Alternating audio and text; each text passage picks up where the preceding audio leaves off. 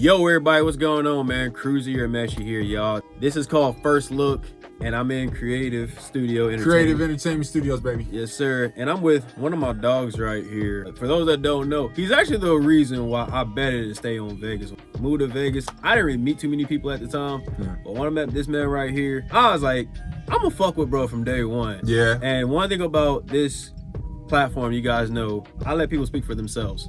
So that being said, introduce yourself to the people, bro. What's going on, y'all? I'm KKZI, whatever you want to say. Artist, producer, engineer, co-founder of Creative Entertainment Studios. Glad to be here with Cruzer. Yeah, you know, my boy. Yes, we sir. kind of locked in for a couple years, so it's been good to kind of sit down and get something on the camera. My most recent hip-hop project, the guy that engineered and mixed and mastered it, this man right here. Yes, sir. Phenomenal. Y'all need to check that out. Shameless plug. I give no damn. Anyway, For KKZI, sure. bro. Blessings. Talk to us about your music journey and everything. Engineer, producer, artist. Yeah. Which one did you start off with first? Yeah, so I started off making beats first. I picked it up as a hobby because I've always been into music. My whole family, like, we've always been musicians. Like, my dad, my grandpa, my mom, and up her line, they were painters and stuff like that. So art and music, it's just always been in our family. Started picking up beats, you know. I kind of installed FL Studio, you know, from a trial source, a trial version, FL Studio trial version. Everybody starts that way. Sorry, Image Line, if you see this. But yeah, I picked it up, and you know, beginning it was like you kind of make some shit beats, and then there was one day where I just kind of got lost, bro. Got lost. And that's when I knew that there was something to this, and I should keep going. So, you know, started off as a producer. You know, I made a couple of relationships with guys that I haven't shook hands with yet, but are pretty powerful, you know. So kind of just, it gave me the vision from day one. It's like, man, this is gonna be something because this is not normal, you know. So it was, you know, 5 years later, I'll say around 5 years later, we're here in the studio here in Las Vegas, 2 separate rooms, you know, very insulated, vocal booth, you know, mathematically aligned monitoring system, so where we get that flat frequency response in the mix. So you know, the product and everything is going up, and I just can't thank my team enough. You know, guys like Cruzer and everyone else who's just on the team who just, you know, brings their expertise and their professionalism. You know, that's the only way that we could be here right now, bro. So just appreciate you. You know what I'm saying? Yeah, you definitely contributed, bro. Hey, always man. contributing still. Hey, present control. Like, I appreciate that though, man. And like, when you say the creative and everything like that, obviously I'm creative. Yeah. You creative. Who else is all creative? Yeah, man. So Creative Entertainment right now to this day consists of JT, Smile. Shout out JT. Shout out you know what I'm Smile. saying? Crazy producer, crazy artist, crazy engineer. He's goated. IVI, my boy. You know what I'm saying? Make beats, rap in there. His DJ name was CPR, if you guys know. That's my guy. We got Easy Bando, my boy Easy Bando. Shout out Easy Bando. Shout out, man. Always clutch, you know. Wave Pilot, obviously, you know. Go to beats. That's my boy. Just fire, That's chill dude. And we got Too Deep. So we got Too Deep, the producer duo. Those are my guys too, man. Those guys have just been so solid. Shout out Too Deep. And yeah, man, shout out to everybody, bro, who's been a part. You know what I'm saying? Hell yeah, man. Real Creative talk. is the wave, man. And like, for being in Las Vegas and everything like that, doing music and everything, why Vegas in particular? Why stay out in Vegas? And why not go to like an LA or go to an Atlanta and pursue music out there? Vegas has been a key point for a lot of different industries the past 10 years, I would say, like professional sports, professional music, everything professional has kind of just boomed here. Yeah. We thought, why not, you know, build Epicenter here as our first kind of home base, because me and my co-founding partner, JT, we grew up here, right? So like, you know, I spent some time away, but it just made a lot of sense, you know, because we're right by LA. So a lot of the relationships that we kind of, you know, have and eat off of and do business with in LA, not that far away from us here in Vegas. So they'll pull up, and like for those that don't know, Vegas to LA is a lot closer, like driving distance. Like we're talking about 4 hours. Yeah. You know what I mean? So that's when we say like LA and Vegas is really like night and day trip and everything like that. Yeah. So like when it comes to creative, how did creative come about?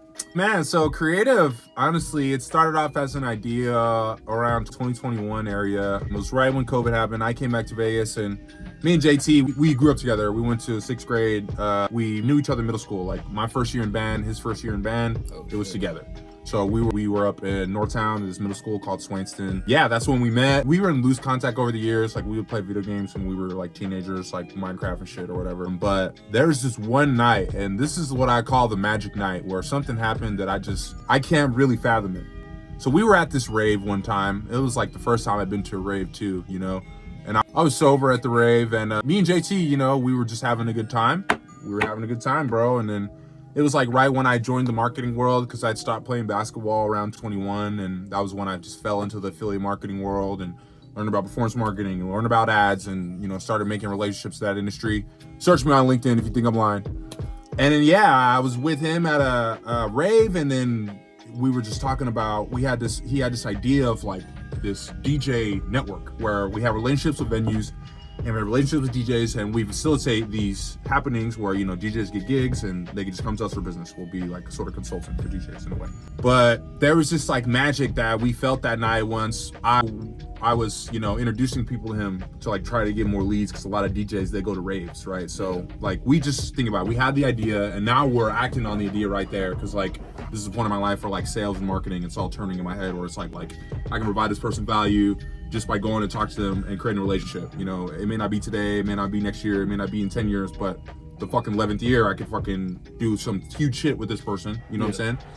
And so it was around the time that these gears were turning. So I was just like, why not do some biz dev for JT, for his brand right here? And then, yeah, it just turned into this recording studio, because JT always made music for like years before I took it seriously, and turned into a recording studio where he started taking, you know, clients out of his own house. And then I think it was 2023, end of 2022 in 2023 is when we got our own space. Our first space was on Sahara and Valley View, you know, because that's around the time that I met Cruzer.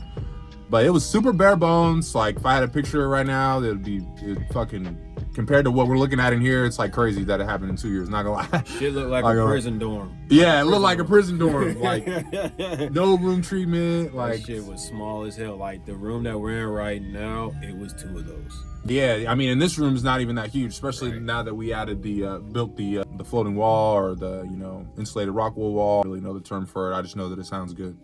Right. But yeah, like we kind of just ended up doing that, and me and JT, we knew it's like, this is music shit. This is what we're doing, and we're putting every fucking dollar, every amount of energy, everything that we got into this, bro. Because when the universe and spirit and everything tells you like you're supposed to do something, like you gotta do it. Like you gotta stop asking questions. You gotta stop thinking that you're ready. Artist development is different. If you're an artist, go through artist development, nigga. Don't come out here, you know. Honestly, I can say that about myself too, because I go back and look at mixes that I had, and I was like, the mixes was not it, gang. But it's cool though, because you get better. That's the journey of art. So. Facts. No, facts. And then like when it came to creative and everything, like how'd you all go about like picking everybody to be a part of it? Because I'm grateful to be a part of Creative, but like how'd you go about like picking that? Because like when it comes to picking a team and stuff like that, especially now, like it's fucking difficult to do teams. It is, yeah. To have like, because Creative, like we're a strong ass function. So like how did y'all go about like picking the members and shit? So yeah, man, it really wasn't a challenge for us, because, you know, I believe that, you know, people that I, you know, resonate with, you know, and that do business, like we're gonna do something good together, you know. So if I meet with them and I feel good and, you know, everything feels good, that's usually how I know. You know, obviously I feel good about motherfuckers that didn't do shit that was good and changed my whole opinion of them, but that's just people. That's just the maturity of life, and that's what you kind of learn as you kind of get a little older. I'm so young. I'm like only 26, but nah, it was just like a natural thing for us, because it's like, you know, in our mind, like me and JT, like we've always been kind of business oriented, relationship oriented. So when we meet people who are business oriented, relationship oriented, and they bring different skill sets than I bring, or different skill sets than JT brings, or different skill sets than IVI brings, like, you know, once we have people around that are bringing different skill sets that, you know, see the value in what we're doing, it's kind of a no-brainer, because like keeps costs down for everybody, allows everybody to collaborate more, just be in the mix more, and allows us to do really cool shit. Shout out to Creativ, man. Shout out to the team. Shout out to Creativ and like. Shout out to Creativ, man. And it's so dope because like all of us like we all fuck with each other. Yeah. And like when people see that, they be like, bro, like Creativ actually, even like clients and everything like that. We've all had clients that like pulled up and everybody like, y'all really fuck with each other. Yeah. Because usually sometimes like in some music sessions or like some teams, you'd be like, they're just co-workers that work really great together in the space, but they don't really fuck with each other. Well, because that's the thing about leadership, because, you know, in our company, there's obviously been some snips here and there that obviously everybody doesn't know about, but like this is how I lead my team. Like when I say like this is my company or whatever, like and with the team, like I come from a professional sports background, so it's like, bruh, niggas got an issue, like we're hashing it out right now. Like we're gonna get on the phone, you gonna get a minute to talk, you gonna stop, he gonna get a minute to talk, and we're gonna hash it out, you know, because that's how you gotta do in business and everything, you know. Like people who are successful in business, they understand this, like, and they move with it. No, facts. And if they don't move with it, then they just keep them at a distance, and guess what? They still make money together because they can just move on and realize that, you know, when people be adults and communicate, you can get through shit. It's not hard. Like, right. No, facts. You remember when we met? Yeah, we were at this. We were at this event. It was like a party. Yeah. It was like a little party. Yeah, it was like that food truck outside. I don't remember much from that night. I remember we was chopping it up, and you was like, I make beats, and I was like, bro, I produce too. Like, let's do something. Yeah. And then you was like, I'm free tomorrow. I was like, he with the shits. Yeah. No, definitely, bro. And then like we cooked up a lot, and I was like, yeah, if anybody's willing to link up and cook and connect like that, yeah, I can fuck with it. And then like we've been tight at the hip ever since, and like we sold artist beats, and we've had like songs produced too. Yeah. Because I remember you had told me you started rapping because you wanted to learn how to mix. Can you explain more of that in detail? I would, you know, work with artists and my mixes wouldn't be good and I would be frustrated, you know? And then I was like, you know what? I got to get good at mixing. So shit, let me just start rapping and let me start playing with my own voice. Let me start, you know, manipulating my own voice with plugins and seeing what things, different things sound and, you know, dedicating yourself to that over time. Next thing you know, like you just got a solid ass vocal chain that you can just record anybody in because you put in the hours to understand bussing and mixing and, you know, how to bring certain characteristics out of a vocal and how to carve space in the mix for the vocal, like things that a person who's a beginner mixer, like they'll have no idea about, like I didn't have any idea about, but it takes just kind of dedicating yourself to that 1,000 hours. That's just a testament, or 10,000 hours, whatever the fucking saying is. Yeah. Testament of putting those thousands of hours in and just putting your head down and going, you know? So that's definitely how I got there. Shit, boy, you was definitely mixing, man. And like, yeah. I remember you was telling me, you put me up on game on vocal chains and shit like that. Cause I was like, I knew the bare bones, but like when you told me like, if they got a good microphone and a decent EQ, that's like 70 to 80% of their problems. I would say 80% of their problems. I would say 99% of their problems. Ready? It's the damn performance of the artist. It's the performance of the artist behind the mic. Like, it's the performance of the artist behind the mic, bro. Like, respect. If you got a good performance and you're in a treated room where there's low sound, bro, and you got a good take, bro, you don't gotta do shit. Like, people who are way more accomplished than me, Grammy-winning engineers, like, they tell me these things. Like, yeah, bro, every year I put less on my mixing chains. Like, every year I'm putting less and less. I've heard that same because his ear develops and the artists he's working with are getting better and better, so he doesn't really have to do anything to mix. He just gotta level the vocal, and then it's all creative at that point. It's creative choice, and it's taste. So it's fun, you know? That's facts. It becomes fun. It does, and like, I've been trying to learn how to mix. I'm not at the level that you at with the mixing, but you know, I'm getting there slowly. Yeah. But like, when it comes to engineering, like to upcoming engineers, what would be some pointers that you would like to give an engineer, up and coming engineer? My biggest pointer: get around an engineer right now that's better than you and that's willing to teach you, because that would have saved me so much time.